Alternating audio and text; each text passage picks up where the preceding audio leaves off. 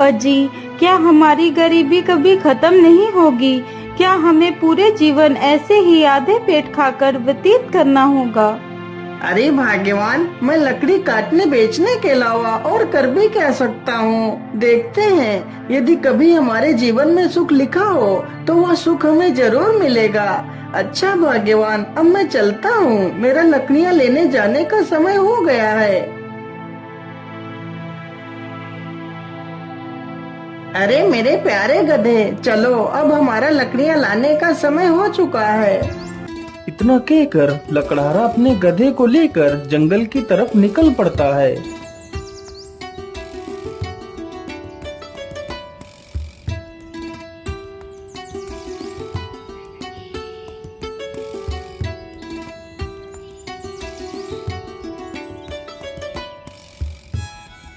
मेरे हिसाब से यही पेड़ ठीक रहेगा, चलो इसे ही काट लेता हूँ।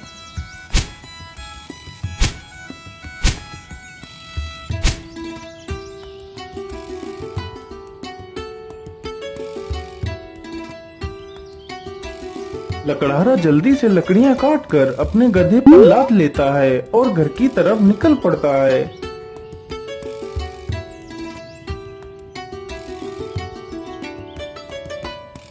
पानी पानी पानी, मेरी सहायता करो। अरे ये किसकी आवाज है? मुझे लगता है कोई तकलीफ में है, चलो चलकर देखता हूँ। लकड़हारा जल्दी से उसी ओर जाने लगता है जिस ओर से वह आवाज आ रही थी। पानी पानी पानी, मेरी सहायता करो। अरे ये क्या? ये तो एक तोता है, लेकिन यह तो पूरी तरह जख्मी हो चुका है। मैं ऐसा करता हूँ, इसे भी अपने साथ ही ले चलता हूँ। लकड़हारा जल्दी से उस तोते को उठा लेता है और उसे भी अपने साथ ले जाता है।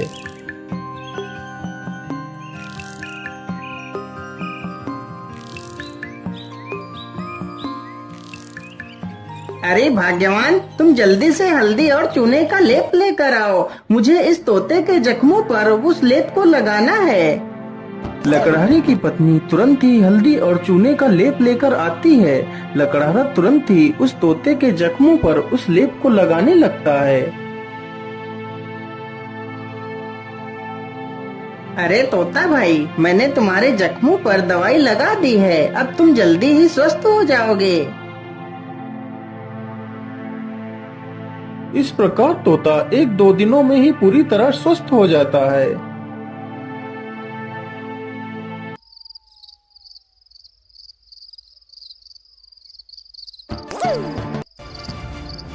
चलो आज तो इसी झोपड़ी में ही चोरी कर लेता हूँ। हो सकता है इस झोपड़ी में ही मुझे कुछ काम की चीज मिल जाए। इतना कहकर वह चोर उस झोपड़ी में घुस जाता है। तभी वह तोता उस चोर को देख लेता है। अरे मालिक, जल्दी से उठिए, देखिए चोर आ गया। अरे मालिक जल्दी उठो। अरे मालिक जल्दी से उठिए, देखिए चोर आ गया। अरे मालिक जल्दी उठो। अरे वाह, यह तोता तो बोलता भी है, तो क्यों ना मैं इसी तोते को ही पकड़ ले जाता हूँ। बाजार में तो इसकी कीमत अच्छी मिलेगी, और तो कुछ इस झोपड़ी में दिख भी नहीं रहा है। इतना सोचकर चोर तुरंत ही तोते का पिंजरा उठाता है और वहाँ से भाग जाता है।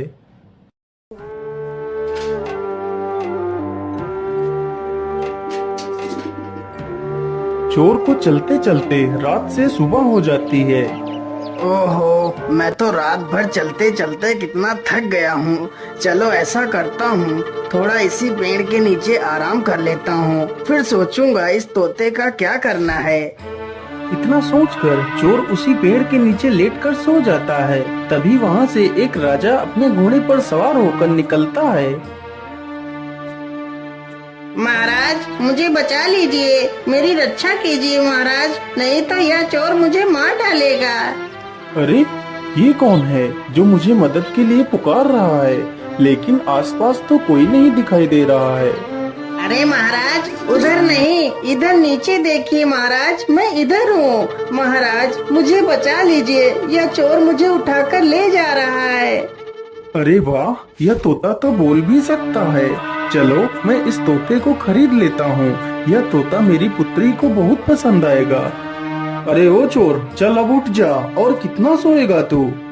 महाराज, मैंने कोई चोरी नहीं की, मुझे कुछ मत करना महाराज। नहीं नहीं, मैं तुम्हें कुछ नहीं करूँगा। तुम यह तोता मुझे दे दो, मैं तुम्हें इसके बदले 100 सोने की मोहरें दूंगा। राजा की यह बात सुनकर चोर बहुत खुश हो जाता है। लेकिन याद रहे, मैं तुम्हें ये मोहरें तभी दूंगा यदि तुम आज से चोरी करना छोड़ दोगे। यदि ऐसा नहीं किया तो मैं तुम्हें कारागार में डाल दूंगा। नहीं नहीं महाराज, मैं आज के बाद कोई चोरी नहीं करूंगा। राजा तुरंत ही उस चोर को 100 सोने की मोहरें दे देता है और तोते का पिंजरा लेकर वहाँ से चला जाता है।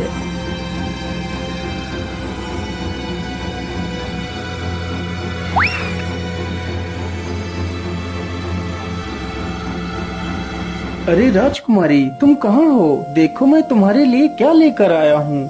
अरे पिताजी, यह तोता तो कितना सुंदर है। हाँ पुत्री, यह कोई ऐसा वैसा तोता नहीं है। यह तोता इंसानी भाषा को बोल और समझ सकता है। फिर तो यह एक अद्भुत तोता है। पिताजी, आज से मैं इस तोते को अपने साथ ही रखूंगी।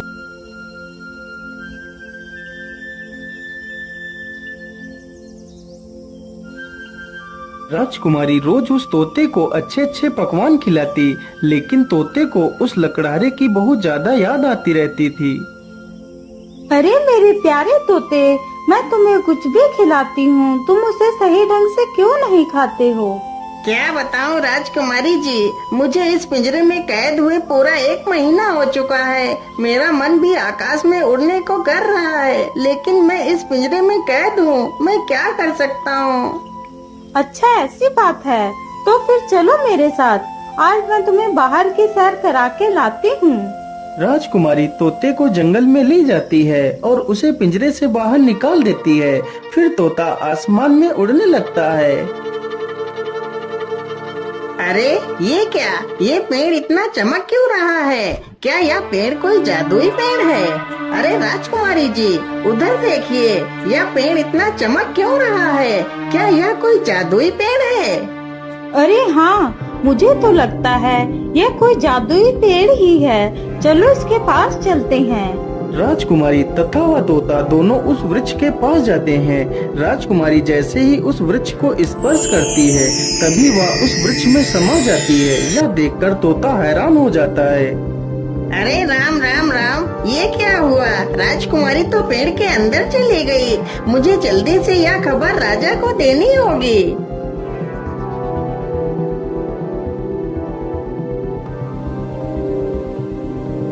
अरे ये मैं कहाँ आ गई? ये कौन सी जगह है?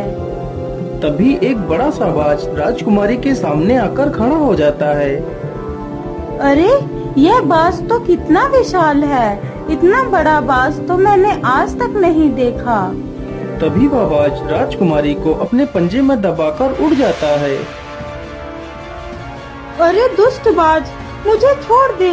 तू मुझे कहाँ ले जा रहा है? वह बाज राजकुमारी को एक गुफा के भीतर ले जाता है, जहाँ एक डायन खड़ी होती है।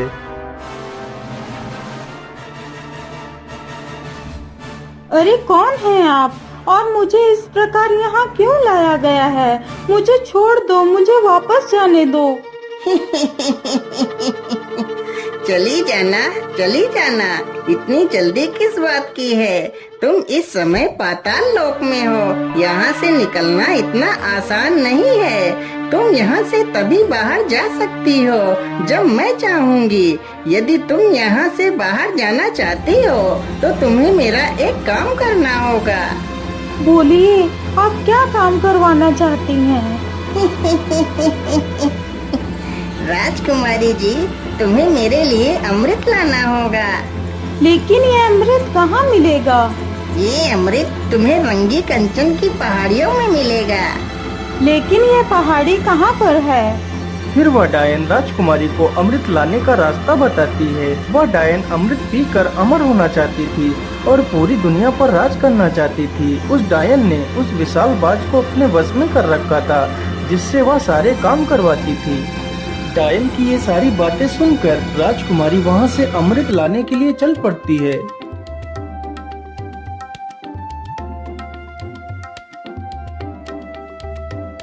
राजकुमारी अमृत ढूंढते ढूंढते उन्हीं पहाड़ियों पर पहुंच जाती है जहां पर अमृत था।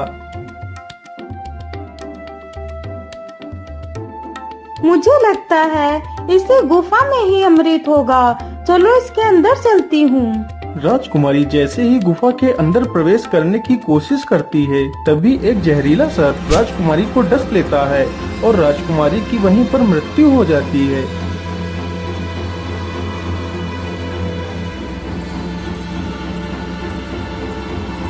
महाराज, यह वही पेड़ है जिसमें राजकुमारी समा गई है। ठीक है तोते, तुम यहीं पर रुको, मैं इस पेड़ के अंदर अकेला ही जाऊंगा। राजा जैसे ही पेड़ को हाथ लगाता है तो वह भी उसी पेड़ के अंदर चला जाता है।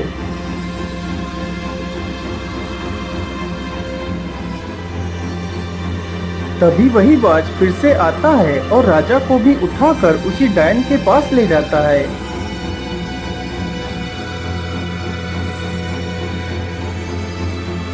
कौन है आप और मुझे यहाँ पर इस प्रकार लाने का क्या कारण है?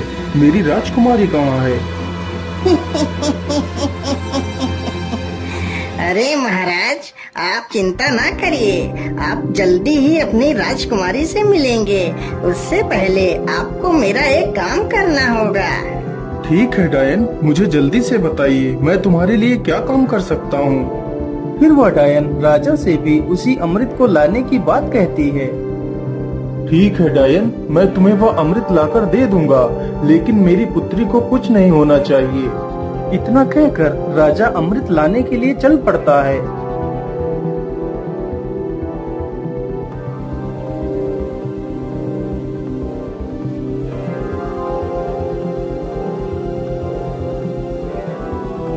राजा चलते चलते उसी गुफा के पास पहुंच जाता है जहां पर उसकी पुत्री की लाश पड़ी हुई थी। अरे ये क्या, ये तो राजकुमारी पड़ी है, लेकिन मेरी पुत्री को क्या हुआ? हे भगवान, मेरी पुत्री को तो किसी जहरीले सर्प ने डस लिया है। इसका मतलब उस दुष्ट डायन ने मेरी पुत्री से भी वो अमृत लाने को कहा होगा। अब मैं उस डायन को जिंदा नहीं छोड़ूंगा। मुझे लगता है इस गुफा में कोई जहरीला सर्प भी है, मुझे ध्यान से आगे बढ़ना होगा। इतना कहकर राजा राजकुमारी को वहीं पर छोड़कर आगे बढ़ता है। तुम्हारी हिम्मत कैसे हुई इस गुफा में आने की? मैं तुम्हें जिंदा नहीं छोड़ूंगा। सर्प जैसे ही राजा को डसने के लिए आगे बढ़ता है, राजा तुरंत अपनी तलवार से सर्प के 2 टुकड़े कर देता है। दुष्ट, तूने ही मेरी पुत्री को मारा है, मैं भला तुझे जिंदा कैसे छोड़ सकता था? इतना कहकर राजा गुफा में आगे बढ़ता है। राजा जैसे ही आगे बढ़ता है, तभी एक तीर बहुत ही तेज रफ्तार से राजा को छूकर निकल जाता है। तभी राजा अपने कदम पीछे ले लेता है। अरे ये क्या, इस गुफा में तो तीर की वर्षा होने लगी। अब क्या करूं, अमृत तक कैसे पहुंचूं? फिर राजा तीर चलने की प्रक्रिया को ध्यान से देखता है। अरे ये क्या, जब एक तीर इस दिशा से उस तरफ जाता है, तभी दूसरा तीर उस दिशा से इस तरफ आता है। इसका मतलब यदि मैं एक एक कदम आगे बढ़ाऊं तो मैं अमृत तक पहुंच सकता हूं। इस प्रकार राजा अपने बुद्धि के बल पर उस चुनौती को भी पार कर जाता है।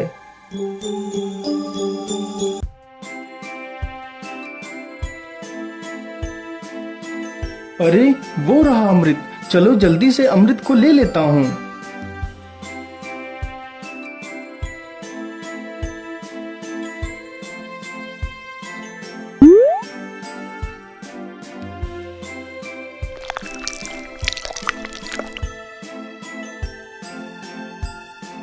मैं ऐसा करता हूँ, पहले मैं इस अमृत को अपनी पुत्री को पिलाता हूँ।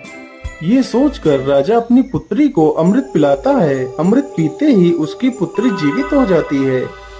अरे पिताजी, आप यहाँ पर कैसे आ गए? पुत्री, मैं तुम्हें लेने आया हूँ, अब तुम बिल्कुल भी चिंता मत करो, मैं यहाँ पर आ गया हूँ।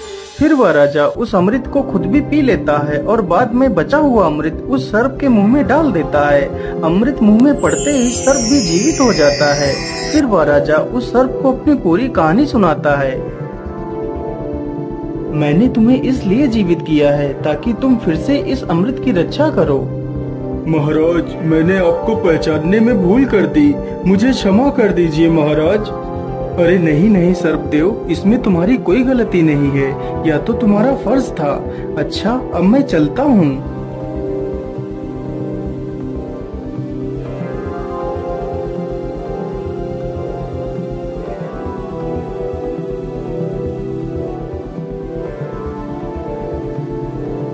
राजा उस बोतल में अमृत के स्थान पर एक तालाब से साधारण जल भर लेता है और डायन के पास पहुंच जाता है। ये लीजिए डायन, मैं तुम्हारे लिए अमृत लेकर आ गया हूँ। अब मुझे बाहर जाने का रास्ता बता दीजिए। अरे वाह राजा, तुम तो कितने बहादुर हो। यह अमृत आज तक कोई नहीं ला सका। जो भी गया वह लौट कर नहीं आया और तुम तो अमृत लेकर आ गए। चलो चलो जल्दी से मुझे यह अमृत दे दो। राजा तुरंत ही उस डायन को वह पानी से भरी हुई बोतल दे देता है। डायन तुरंत ही उस पानी को अमृत समझकर पी जाती है।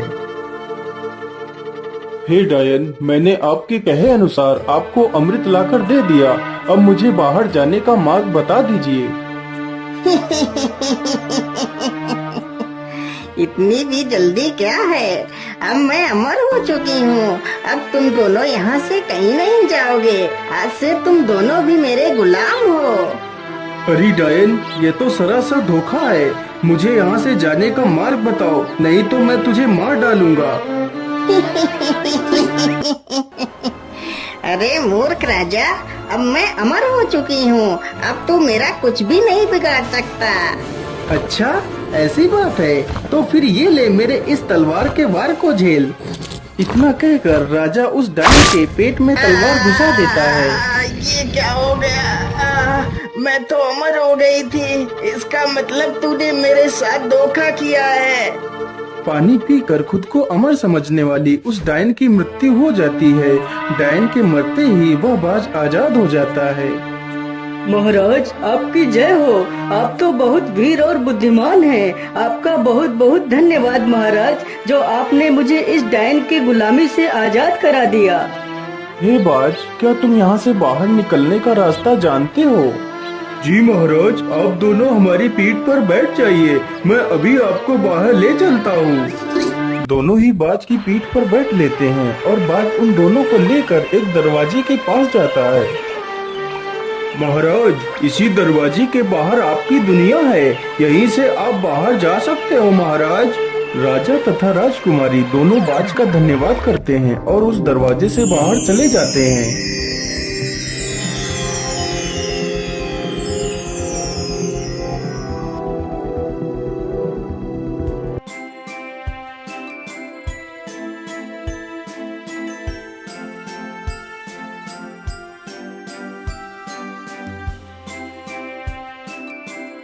हे तोते, यदि आज तुम न होते तो मैं कभी भी अपनी पुत्री को नहीं पा सकता था।